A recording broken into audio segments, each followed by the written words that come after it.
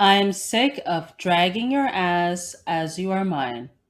Black Mama, White Mama is up next on Rediscovered Movies.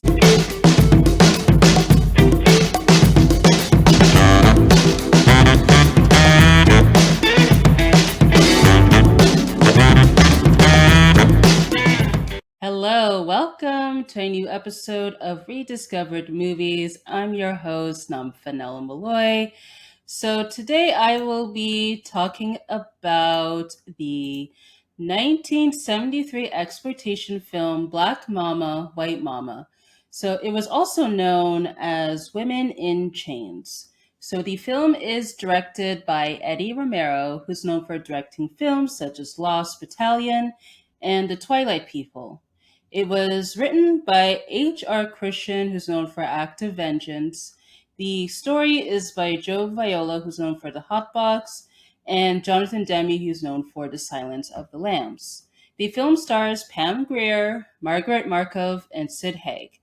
So, with the synopsis, a black prostitute and a white revolutionary must form an uneasy alliance when they are busted out of prison, then pursued by guerrillas, bounty hunters, and the army. The film was released in theaters on January 19th, 1973. I could not find any information in terms of its performance, but however, I found that it has made $1 million in rentals in Canada and US. In terms of critical reception, it does not have a critic score on Rotten Tomatoes, but it has a 38% audience score, but it does have a 5.5 out of 10 rating on IMDb. At the time of this recording, it is streaming on Tubi and is available on demand, so check your local provider. So, first discoveries. I have watched this tape on VHS growing up because I've grew up essentially watching a lot of black exploitation movies, and this was one of them. At the time when I was young, when I watched it, I don't remember like my first reaction, but I just remember the film being intense. And watching it now as an adult, I say I enjoy the movie for what it is. I appreciate it has a simple premise, like it gets straight to the point, and I enjoy the performances from the cast. So, in terms of highlights, I would say, yeah, like I enjoyed the premise and the concept. So, it's simple. Essentially, we focus on two female prisoners, one black, one white, as the title, points that out. And they are essentially in chains. And after a shootout, they escape, and essentially they have to be stuck towards each other until they figure out how to separate as they are evading capture from the police, the law enforcement, the bounty hunters, and all sorts of people. And I love how like it's contained in terms of the location because it's set in the island, but this film was shot in the Philippines. I'm not sure why the film does not make it clear on where it takes place, other than it's on an island. Maybe because of political reasons, or that was the intention from the first place. I don't know. But it is clear though that with the leads, they do not like each other with the characters, but they have to essentially stick together to essentially get out of the situation. Another highlight is our leads, Lee and Karen. It's interesting. Well, I guess no surprise that they don't like each other, even though like they are like in the same boat. Um, but I find out like with Lee, she's more of like the hothead compared to Karen. So it's interesting to see like their arc from hating each other to actually liking each other and working together to get out of their situation. And I found it interesting that with the guards, they are aware of Karen as a revolutionary. Um, yeah, like I thought that was interesting. And the actors Pam Grier and Margaret Markov, like they did amazing job with their performances. I'm not familiar with Margaret Markov, but I am familiar with Pam Grier because I've seen a lot of her work. I find like in terms of this role, like with the movie, is a subdued compared to her previous work, which I find it kind of shows like a different side in terms of what Pam Grier can bring as an actor. But at least like there are like moments where we actually see Lee shine, I guess Pam Grier shine as the character. These supporting characters are good. With the ones that stood out to me is Vic, who was Lee's pimp, I suppose. He was quite menacing, particular with his introduction when he's torturing one of the female prisoners. I think it's Juana. That's her name, where he essentially tortures her, like where she's tied up, has like these electric wires on her chest, and she's naked. And yeah, like he's a bit, his voice is like low key, but there is a bit of a charm to Vic, but also too, like he also means business when people, try to mess with him essentially. And with Ruben, played by Sid Haig, like he seems like a fun character. Looks like he wants to have a good time, like especially when like he is, I put this in quotes, wrestles with Manuel's daughters, like in their underwear essentially, and also too when he forces Cruz and Cruz's boss to essentially drop their pants after when they tried to follow Ruben. I thought that scene was quite hilarious.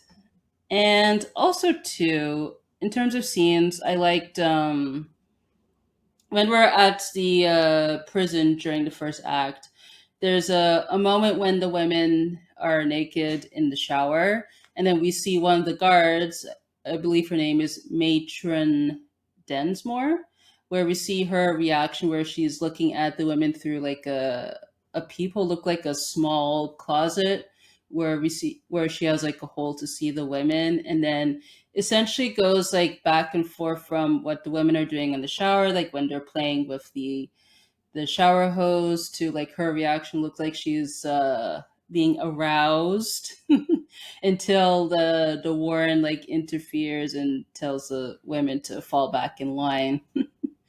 So, and it's also hilarious that the warden knows that with Densmore is, up to no good, but allows her to do it anyways, which is interesting. Maybe that's how things work in jail. I wouldn't know, but but yeah, that's interesting. Also, too, the scene where with Lee, where she's pulled to see Densmore in the middle of the night. Essentially, Densmore, like she likes Lee because she finds her very attractive, and essentially she tries, to get Lee to give her, pleasure. But then Lee essentially refuses. And I like how, like, with Lee, she refuses to look at Densmore, which I'm sure pisses Densmore off. And I guess no surprise, Densmore, she pulls her leather glove to essentially beat Lee until the warden and the guards interfere. So yeah, I thought that was interesting. More and kind of shows like Lee, I guess, in control without showing overtly that she's in control, if that makes sense. But yeah, I thought that was cool.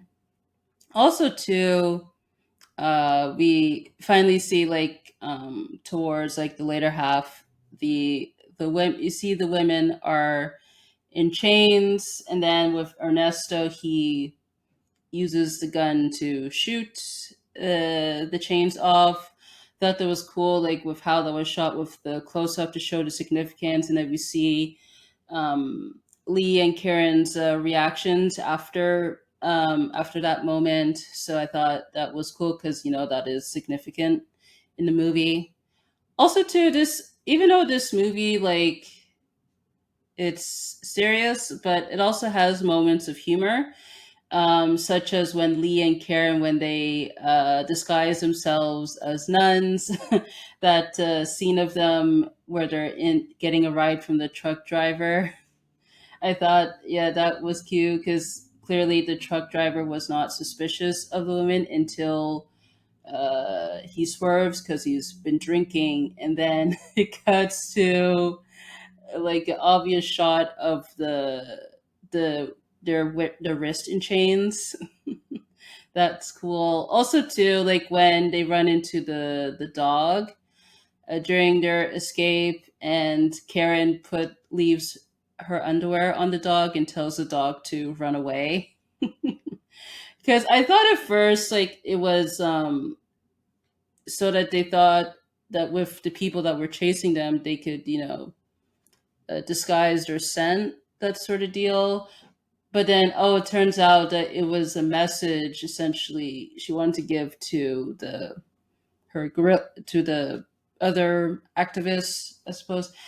And and I guess Ernesto tells right away that, oh, it's from Karen, because he says, oh yeah, she has a weird sense of humor, something like that. So, yeah, that was quite funny. And also too, with Ruben, any scenes of him like when he's taunting like Cruz and the police, and with the choice of vehicle he drives to was quite hilarious. So it was great that with this movie it kind of balances like the humor and the dramatic stuff well. And also too, I thought the action scenes were fun. The ones that stuck out to me was when Ernesto and crew were raiding the prison bus when Karen and Lee were on it. That one was quite intense. And then also too, what I liked was the final shootout scene where it was the clear ambush when they were trying to get Lee to the boat that leads to the shootout, because I thought that was fun. And then that leads to my final point, was for the highlights is the ending.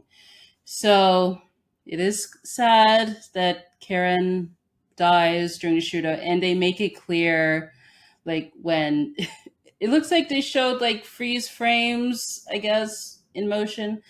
And yeah, and then Cruz, when he comes with the police, he sees all the dead bodies and stops at Karen because because essentially they were after Karen this whole time. And then he pretty much tells the other officer, "I'll be a major before dinner." And then later says, "It's better to win, isn't it?" And then that kind of got me to thinking. So with that last line, how I interpret it is essentially that throughout the movie, the revolutionaries are referred to as terrorists. I mean, no surprise. That the guards and all the law enforcement refer to them as terrorists, essentially. And essentially, yeah, like they're viewed that way essentially because they don't like authority. But then I guess after when he sees Karen dead amongst the bodies, he views it as a victory against the rebels. So that's how I saw it. But if you have a different take of that, let me know on social media. And let's go on to the lowlights section. So I want to talk about the title. So I get that with the movie, you have two leads, Pam Grier and Margaret Markov, and they're black and white, respectively. And I don't get why they decide to go with that title. I have more on that in the trivia section from what I could find. But I would have preferred an alternative title. Maybe Women in Chains would have been more suitable.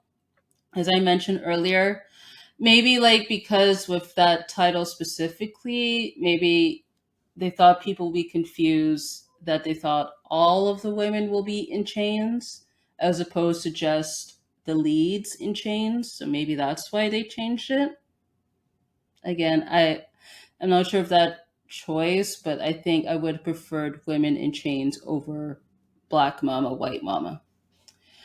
Also too, like I felt because so in the movie they mentioned that Karen is a essentially an activist, or and Lee she is a prostitute. I would have loved to either see a moment or imply, them in those roles. So with Karen, she could have convinced people in the jail to, join her cause, which could have failed, obviously, because, they all have their own motivations in the jail.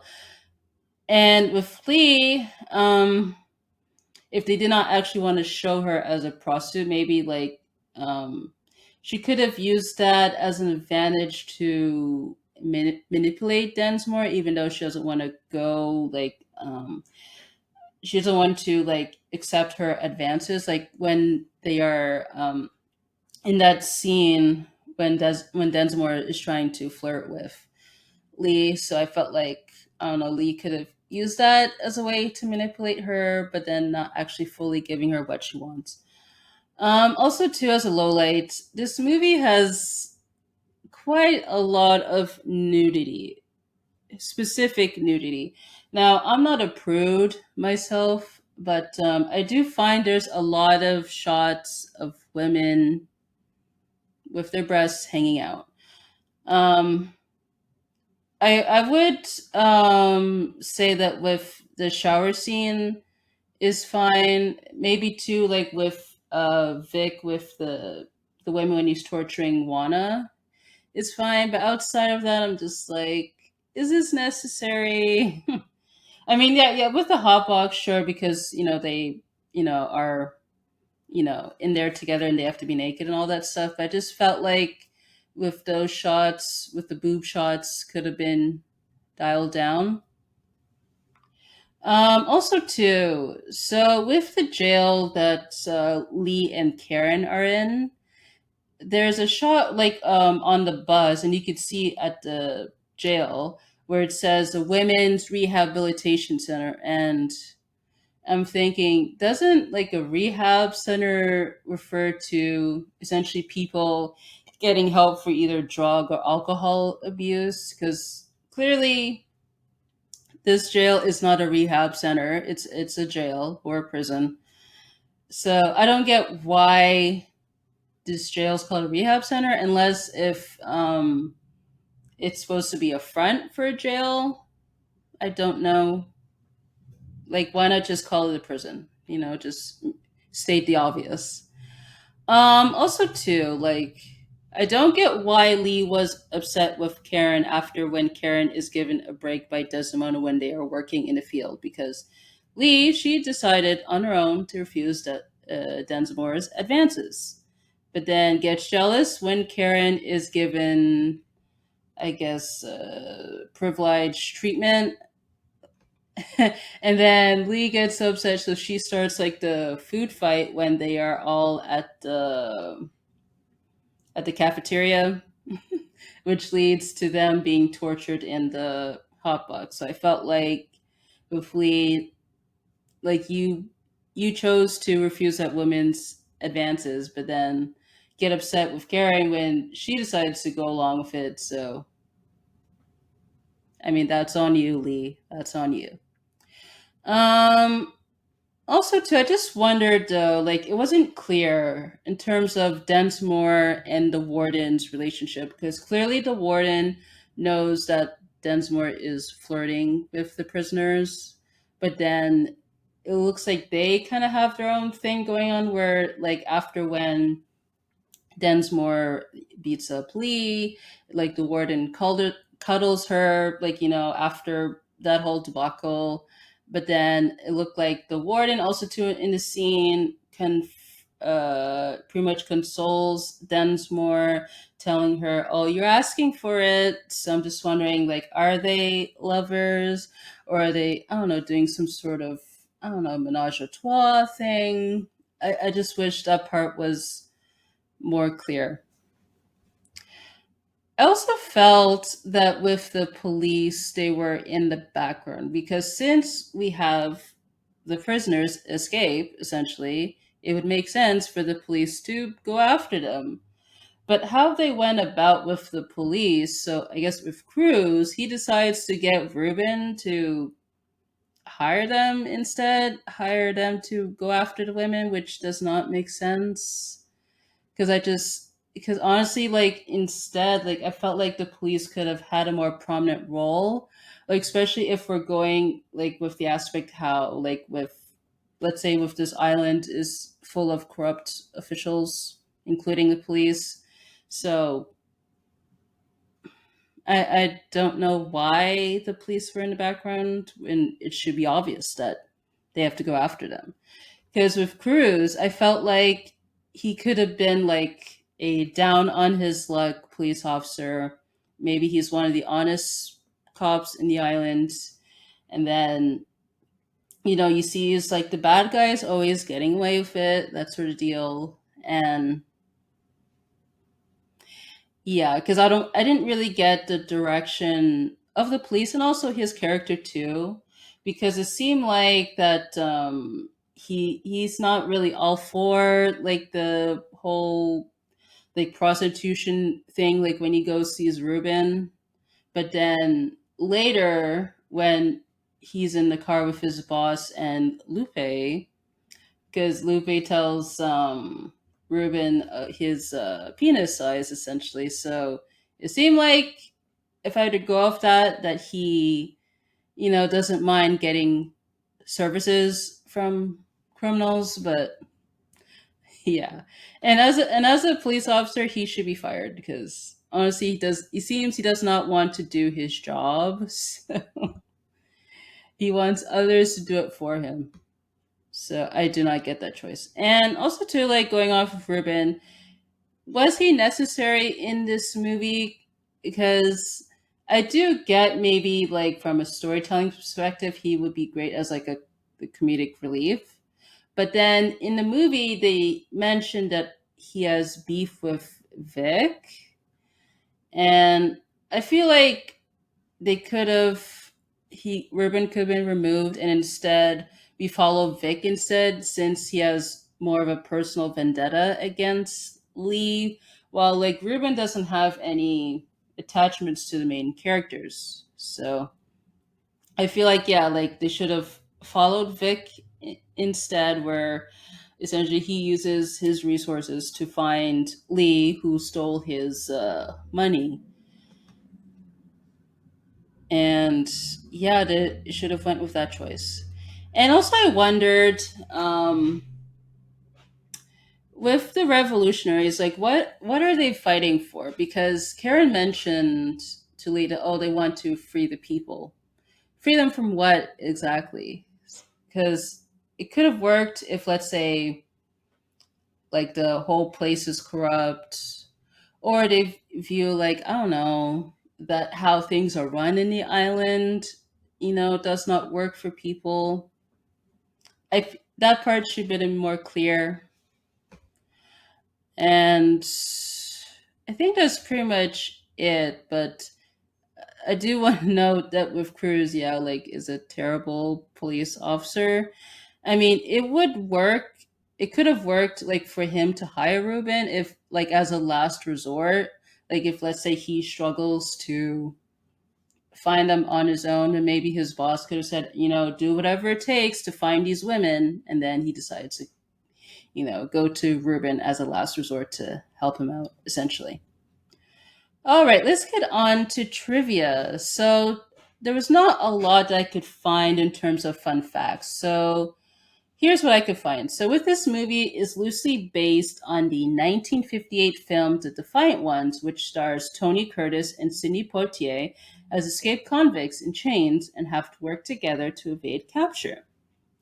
So I have not seen that movie, and I have not heard this movie until I was doing research for this movie. So I found that was interesting. And I wondered though, like, again, I have not seen this movie, that are the beats in this movie similar to the Defiant Ones? I wondered. So I will add this movie to my list, on my watch list. The title Black Mama, White Mama came from the studio American International Pictures, not the filmmakers. The filmmakers made use of the title even down to the undergarments. So Pam Grier, the Black Mama, wore black underwear, and Margaret Markov, the White Mama, wore white underwear, which I find is hilarious. I mean, they did not have to do that because, again, we know as the audience, but with the studio deciding to change the title, it did not make sense. Maybe they wanted to make it reflect, the exploitation genre, which I'm like, sure, fine. But as a movie itself, I'm like, don't, I don't see it, honestly. And going off of titles, so in the UK, this was released as Hot, Hard, and Mean, which does not make sense, but probably they wanted to reflect on exploitation genre again as a story as a film. Nope. Pam Grier, she became ill during the production of this movie, which required her to be in bed for a month with a fever of 105 degrees Fahrenheit, which sucks. And also, I found this on Wikipedia, so take this as a grain of salt. That they say that, despite its exploitative nature, the film passes the Bechdel test. And for those of you that are not familiar with the Bechdel test, essentially it measures the representation of women in film and other works of fiction to essentially prove, like do they actually do things like without like men involved. I can't remember the exact definition, but essentially they want to measure women in film in terms of, I guess, independence from men, from what I gather. So essentially, they say with this movie it contains themes of female empowerment. Both of the leads are strong women. Karen is a guerrilla fighter, and Lee masterminds a scheme to screw Vic, who they refer to here as the misogynistic pimp. Although Karen is the only female present in the guerrilla force, she is essential to their cause, as she's the only one that has connections to weapons dealers and the only one that those dealers trust, because Ernesto says her contacts would never turn them over to us. She also is seen firing a gun right alongside Ernesto, the guerrilla leader. James Robert Parrish and George H. Hill state that Pam Grier is an intriguing mixture of pugnacity and femininity with a heavy dose of world-weary cynicism, despite, according to Bach McCann, the movie itself being somewhat listless, and the strength of both women outshine most of the male characters. Um, and then another person, Yvonne Sims, states that it became evident very quickly that Greer's screen presence overshadowed the one dimensional roles that focused on her physical attributes and the weak storylines in American International Pictures productions. And her character, Lee, escapes from her former pimp with $40,000 of his money, while the pimp and his henchmen are all killed. Not only that, but when the pair is sexually assaulted by Lewis in his work shed, Lee stabs him to death. Uh, Nelson George notes Pam Grier was a cult figure who was even embraced by many feminists for her ball breaking action movies. She remains one of the few women of any color in American film history who had vehicles developed for her that not only emphasize her physical beauty, but also her ability to take retribution on men who challenged her. Therefore, Grier brought a new character to the screen that was instrumental in reshaping gender roles, particularly those involving action centered scenes. So I thought that was interesting and worthy to share. Again, this is on Wikipedia, so take it as you will with a grain of salt. Now, lastly, I usually ask this question: should this movie be rediscovered? And I say yes, because it essentially has a simple premise where two women are trying to escape jail while they are in chains and have to evade a bunch of people. And I appreciate that it has a short runtime. It's less than 90 minutes long, so which is great for this type of movie. And even though it is not perfect, but I would say it does fit the exploitation genre. So that pretty much concludes this episode of the podcast. You can find me on Instagram, Twitter, YouTube, and Linktree at Namfi Malloy. You can find the podcast on Instagram, Twitter, YouTube, and Linktree at RD Movies Pod. And for those of you that listen to the show on Spotify, you can answer the feature question and the poll and rate the podcast. And for all you Apple Podcast users, leave a review and rate the podcast. You can submit questions, comments, or suggestions by email, which is rediscoveredmovies@gmail.com, or you can send a voice message on Spotify for podcasters at RD Movies Pod to be featured on the after show, which will air after the season finale. So all the links to this stuff is available in the description, or you could go on the show's Linktree page where you can find all the links there. So I want to say thank you guys so much for tuning in to this episode of the podcast, and until next time.